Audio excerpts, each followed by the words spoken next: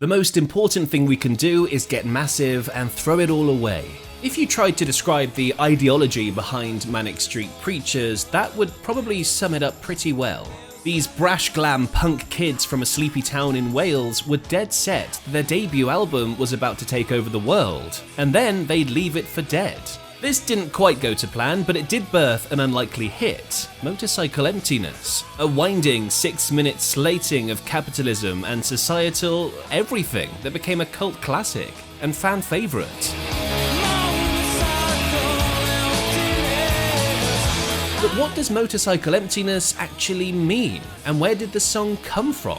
Let's go through the full story, and if you love music history like me, make sure to subscribe and join our pack. The Manic Street Preachers were certainly not shy.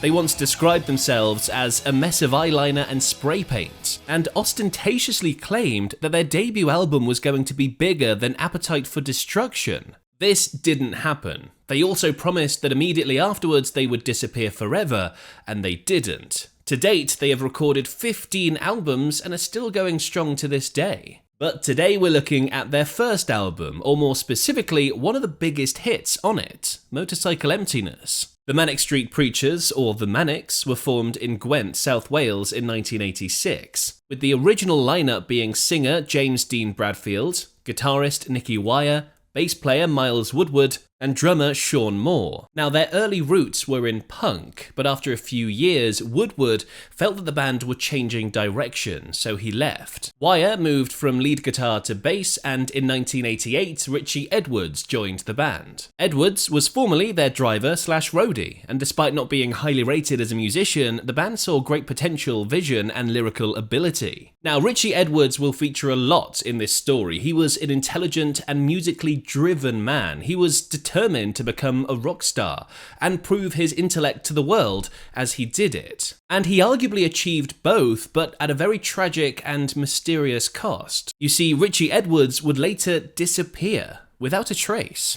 More on that later. Now, initially, the band's music took its time to take off, but they definitely knew how to make an impression. They cultivated a striking and confrontational image for themselves, printing political slogans on their shirts and generally making plenty of punk rock noise. Some early singles and provocative music videos helped them gain media attention, and by the time they were ready to release their debut album, Generation Terrorists, the press were branding them the new Sex Pistols. Now, the lyrics to Motorcycle Emptiness were written by Wire and Edwards a few years before its release while they were still in university. And that was a common pattern for the band. Wire and Edwards would handle the lyrics, and Bradfield and Moore would focus on the music. The song was inspired by the 1975 S.E. Hinton novel Rumble Fish, a novel for young adults about bikers, which fascinated both of them. The book features themes of underdog struggles and vigilante justice, and this is echoed in the lyrics of Motorcycle Emptiness. For example, here's a quote from Rumble Fish. "He's merely miscast to play. He was born on the wrong side of the river.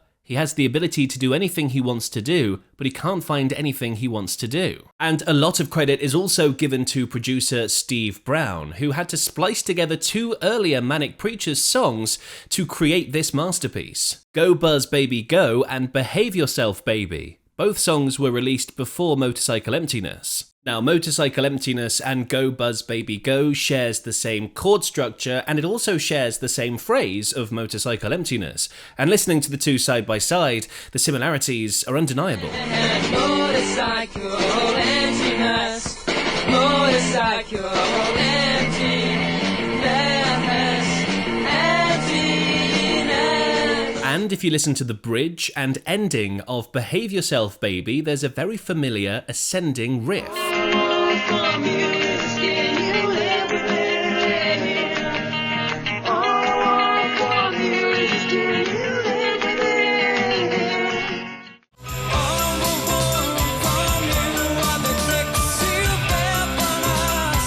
And the term neon loneliness found in the chorus of the song was also borrowed by a poem written by Wire's brother, Patrick Jones. So it's really an amalgamation. Richey later said there were many incarnations of the song hanging around, and you can probably get them on Manic bootlegs. We wanted to write lyrics like the Jesus and Mary Chain kind of biker and the freedom of the motorbike, Easy Rider kind of epic, but it didn't really actually morph into a fully fledged song until we re-recorded it. And there's more good reason why they sat on this song for a while. I mean, this was their brainchild, a song that they were sure would prove their anarchist genius. This is the song that we thought would conquer the world. It was mad to think that a 6-minute song about alienation and despair could be a worldwide hit. But it made an impact everywhere we went and still does to this day. So let's have a look at the lyrics for this song, which are really interesting. The band were dissatisfied with British indie music. They were determined to produce something different to what anyone else was putting out and prove themselves as intellectual mavericks. And in this song, there's a lot of powerful imagery and thought-provoking abstract poetry,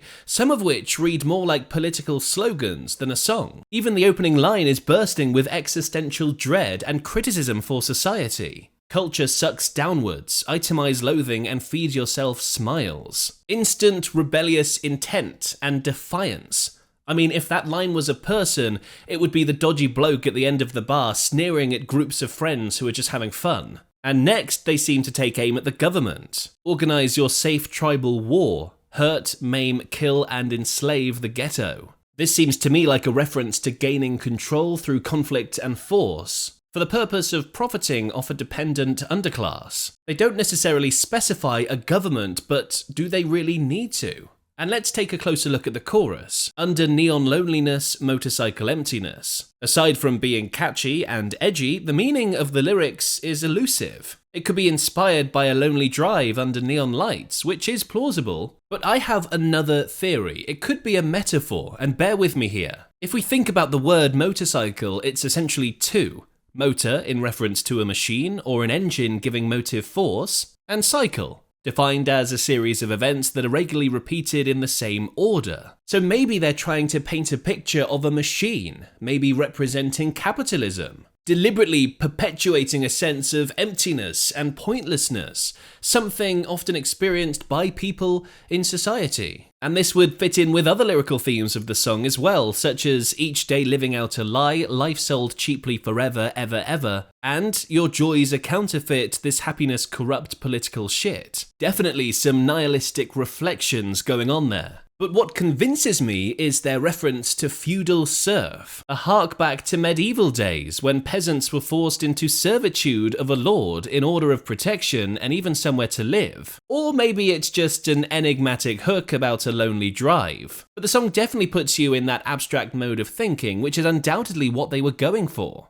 Honestly, every line of this song begs you to take another look at it and really analyze it, which is the secret behind its success. It's a hit because it makes you come back for more to figure out the message in the angst. Later on, they reach out to the downtrodden. All we want is the kicks you've given us. All we want is the kicks you've given us. This could come from the perspective of a domineering bully or government getting a kick out of their power, lording it over their victim. Anyone who's ever been in such a position can't help but relate. Or it could be a comment on the complacency of a subjugated working class living in a sort of Stockholm syndrome, a sort of slugs for salt attitude, if you will. Now, unfortunately for the Manics, Generational Terrorist never quite reached the dizzying heights they claimed it would. But it was still successful, entering at number 1 on the UK rock chart and number 13 on the UK album chart, and eventually going gold. Motorcycle Emptiness itself hit number 17 in the UK single chart,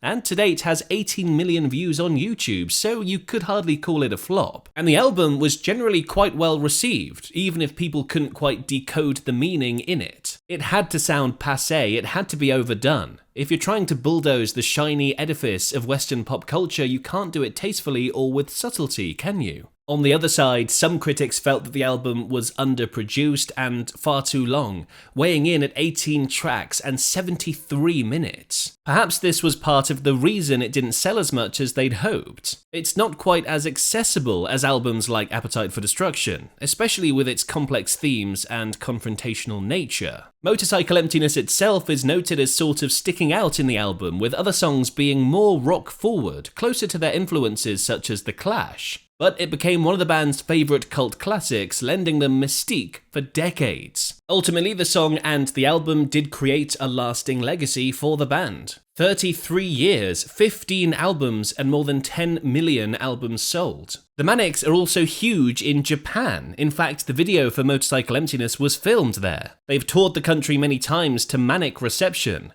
with singer Bradfield saying he's always felt at home there, and that the Japanese fans analysed their lyrics like no one else. Edwards was reportedly a student of Japanese author Yukio Mishima. Now, we can't mention the legacy of the band without talking about Richey Edwards and his tragic disappearance. On February 1st, 1995, he just disappeared, without a trace. He and James were due to fly to the US for a promotional tour, but he never showed up. It's believed at the time that he was experiencing money problems and became a troubled soul. His personal problems intensified as he also battled anorexia, self-harm, and alcoholism. On the 23rd of November 2008, having been missing for over 13.5 years, he was declared legally dead, making him a member of the infamous 27 Club. And despite this sad twist, the Manics and Edwards did undoubtedly succeed in proving themselves as intellectual, anarchist glam rockers with a penchant for writing powerful songs. And Motorcycle Emptiness will go down as one of rock's greatest enigmatic songs. Now, as mentioned, The Clash were a huge influence for Manic Street Preachers, and I've made an entire video about the song that many argue ended The Clash. Should I Stay or Should I Go? Click over there and watch that video next.